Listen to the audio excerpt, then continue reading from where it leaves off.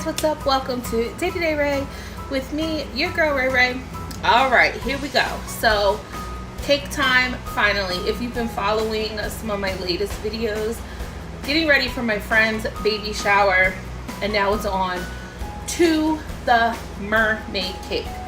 Now, I had to actually ask my husband for some help because I just needed a different point of view. I just needed a different perspective. I was just kind of going crazy and needed help.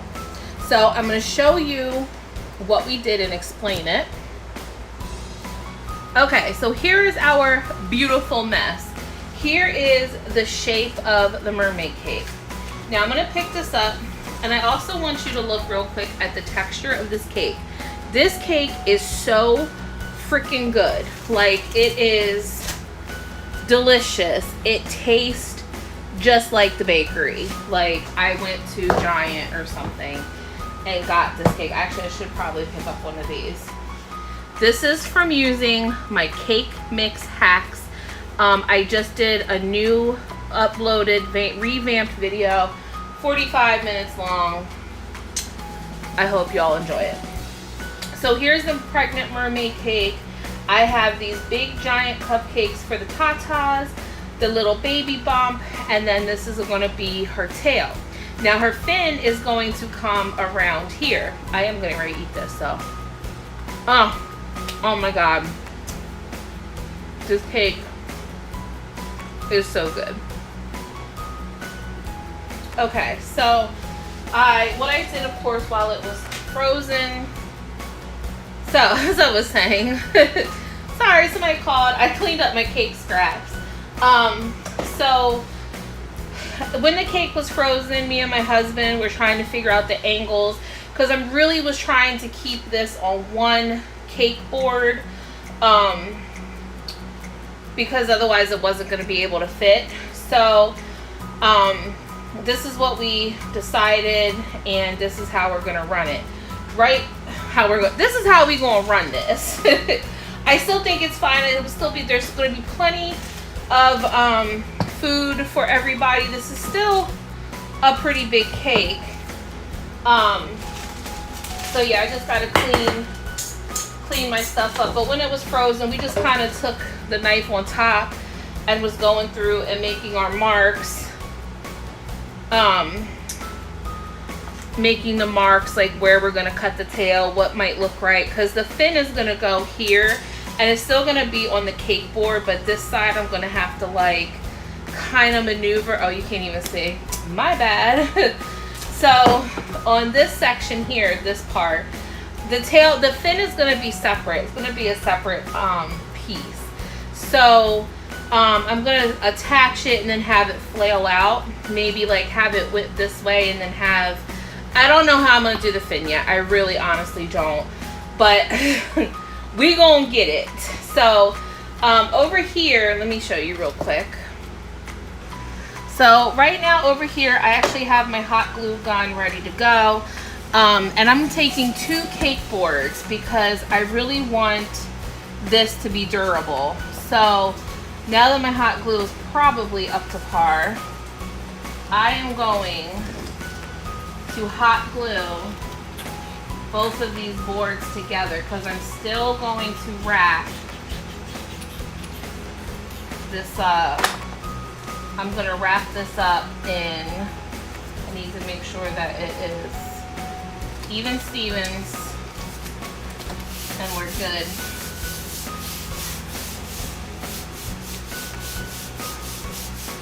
So 2 cake boards, hot glued together. Make sure you unplug your hot glue gun, and then I'm going to wrap this in aluminum foil for that silver, nice silver shiny finish, and then I'm gonna transfer the cake on here.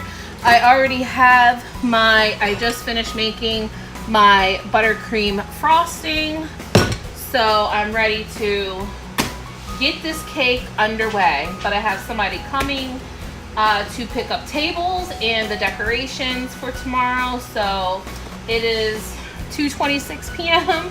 I've been working on this since probably Probably about 12:30. So 2 hours, and time is flying by, which I don't appreciate. But I had to make these this morning. So yeah. All right, I will be back soon as I start getting ready to decorate. All right, finally, decorating time. So what I'm doing right now is I'm just rounding the edges off on the cake on the bottom, and then I'm gonna flip the cake over because a mermaid's doesn't have any hard edges, so I wanted to round everything out. Right now I'm just crumb coating. I'm gonna put the tatas and the baby bump on, and I did have to put straws through the cupcakes to keep the tatas up because they were being a pain in the booty. I just think because I accidentally cut a little bit too much off around where the cupcakes went, and the one kept falling, so I just made sure that they were stable and put some straws through them. So but yeah, I'm just doing the crumb coat. I put it in the freezer, and then once I had it all crumb coated, put it in the freezer. While that was in the freezer chilling, I have this little mermaid fin set. As you can see, I have a big one and a little one, and this is a little one that is going to go on the mermaid's belly underneath to make it look like a little imprint. And this mold is actually a clay mold. I've had this for a very, very long time, and I love it because it's a really soft but sturdy mold, and you can really, like, the impressions are really thin, and you can really just push them out and they don't stick. I love this mold. Like I said, this is for clay. This is a clay mold. I love it. They have really great molds, and the detail on them are so good. So I'm just making some shells. I want some to get hard for her bra that I'm going to be doing later, so I just wanted to prep for it. Here I had some ivory fondant, and I kept trying to get it darker, but it just was not coming out the way I liked it. So what I actually ended up doing was I had to add the Wilton copper color to get that good fleshy skin tone color. So what I'm doing here, the cake just came out of the freezer, and I was smoothing the frosting out. I just put the flesh colored, or skin tone, flesh sounds terrible, the skin tone colored fondant, and I'm just taking my balling tool just to give it like some definition. And I did give her a little itty bitty belly button. I did put the little mermaid fin, the baby fin, on the belly, and that is of course covered. There you see it. And another thing I did when I did that was I flattened the bottom out to make it look like it's swimming in her belly. Well, that's kind of what it looked like in my head. So here is some teal fondant I made, and this is just going to be, I made it really, really thin, and this is going to be the base. And I cut a nice straight top to meet the belly, so it's like a nice straight line. And this is just really, like I said, this is super thin, and it's just going to cover so I can place the scales on top of this piece. So that way, if there is any holes in between the scales, it's not just going to be white buttercream. You'll have this nice base, and that way the scales will stick really nice to it. You can get them wet and they'll just stick right in. And then I did tuck all the fondant under, and if you look, you see how it just looks like it's a rounded edge, like she's not even like laying on the board or something, you know. So now I'm taking my vodka right now. I was cleaning the board, getting all the crumbs and making it really nice. I'm mixing, in this part right here, I'm mixing the blue fondant that I use for the base with the Wilton green. The Wilton green was so super bright. And I'm taking my luster dust, because you know me and my pearl dust, y'all. So on part of it, I did blue, then I did purple, I did pink, I did green, and I even did a white. And these are my mermaid scale cutter kit I got from Wish, I think for $1. And real quick, you saw in that little clip, I had a tray full of the small, medium, and large scales. And as you see, this actually made my life a whole lot easier. Even though it was still super time consuming, the scales just fit perfectly. And the only time I had issues when it was like going into the curve. I actually just want to do a cake, a mermaid cake with these scales in just one size, because I think it will come out marvelous. These cookie cutters or cutters I love so much. So now I'm going into the medium size. And like I said, I just pre-cut them, just kept dumping them into a pan. And yeah, so I did like the small ones at the bottom of the fin. Coming up, I did the medium, and then I start adding the large fins in, going up towards the top. All of them were covered in pearl dust, and some of them had some really pretty hues, like the pink. There's one down in the corner that has the purple luster dust, and there's some with the blue luster dust, and they just came out so pretty. I even still, at the end, I covered the whole thing in pearl dust, because my husband said, you know, mermaids in water, you should have it, she should be glistening like she's wet, because we kind of have to have the full effect around here. So here is the whole mermaid tail done many hours later. There is a couple boo-boos that I did have to patch up, but they're very unnoticeable. And at first I was just gonna pipe a little bracelet, but I decided nope, I have to be extra. So I'm putting these white big 6-slit pearls, and then I also did pink, teal, and purple pearls in between them. Now I'm taking the purple and the pink fondant and mixed it into like a marbly tie-dye thing. The light on here does not do the brightness of this cake. Like, this thing was bright. So I just wanted it to match. So I was using actually my tulip cutter, and I didn't really like how the seashells were turning out, but then I cut the tulip pieces in half and kind of staged them out like that.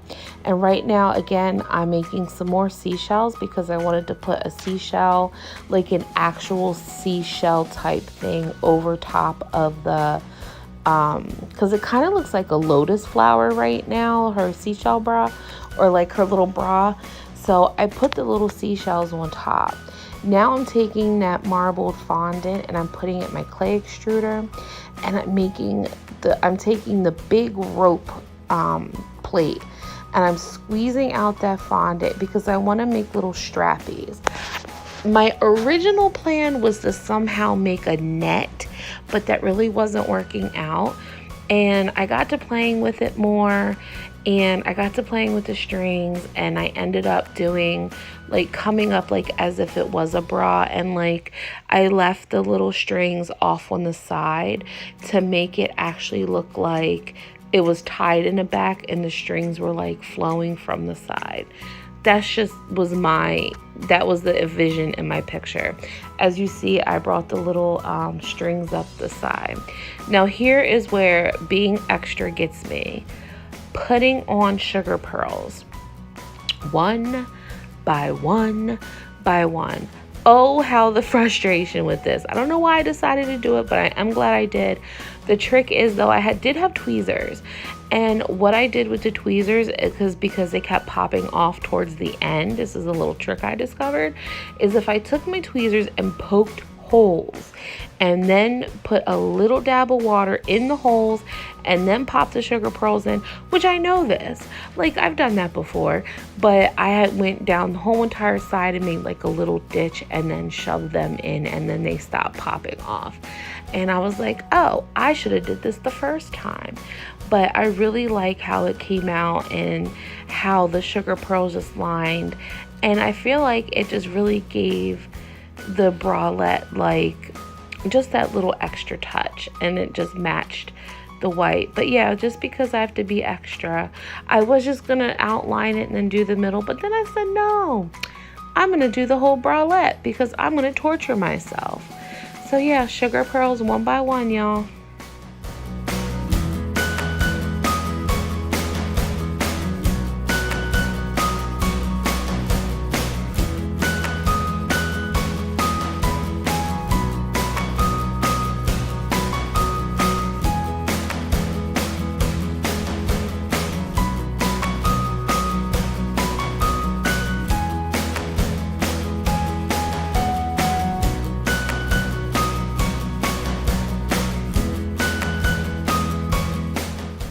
All right, guys, it is fin time.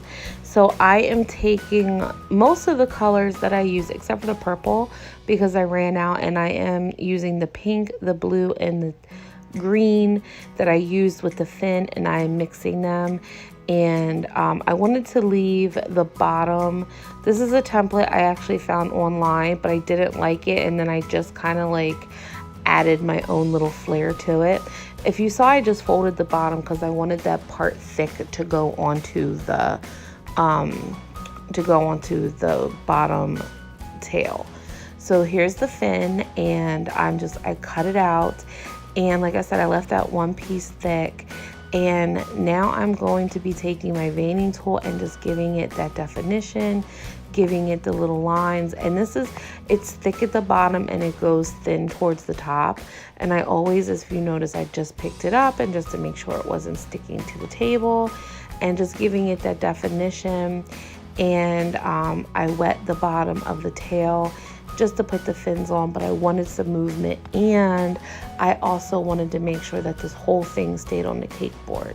So when I was happy with how it looked and how it was like waving, I glued it. I just put some water and tacked it down to the cake board, and it stayed, and I was really, really, really super happy with it.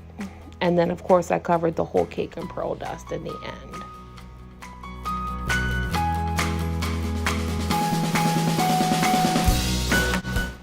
Guys, so it has been many hours later. It is, I believe, almost 1 o'clock in the morning, and finally the mermaid cake is done. I'm actually super stoked with it. There's a couple bits and bobs. I know they always say you're your own worst critic. There's a couple bits and bobs that I'm sure I'll probably talk about in the video when I do my voiceover, that I'm kind of not happy with, but it is what it is. But all in all, the cake came out amazing. I'm so super happy with it in the long run. I don't know what possessed me to put all those little sugar pearls on it, but I did, but I'm glad I did. And yeah, and I'm super happy with it. And I hope you enjoyed this video. This was not easy mode. It kind of was, but it kind of wasn't. But yeah, so I hope you enjoyed this video. I cannot wait to post pictures for you guys to see. Unfortunately, you guys aren't going to be able to see until after Saturday. You see the bags under my eyes? So, cause the baby shower is in not a couple hours, but it'll be later today. So I need to get this kitchen cleaned up. I need to get some pictures taken. I need to box it up and put it away for the baby shower tomorrow. Oh my gosh, you guys. This was tedious, but it was so much fun. It's so pretty. I can't wait for you guys to see it. Alright guys, on that note, I hope you enjoyed this video. Remember to like, comment, share, and subscribe. And remember also to be kind, because you don't know what kind of battle someone's going through. So please don't be a dick. And have a great one, everyone. Bye. I love you.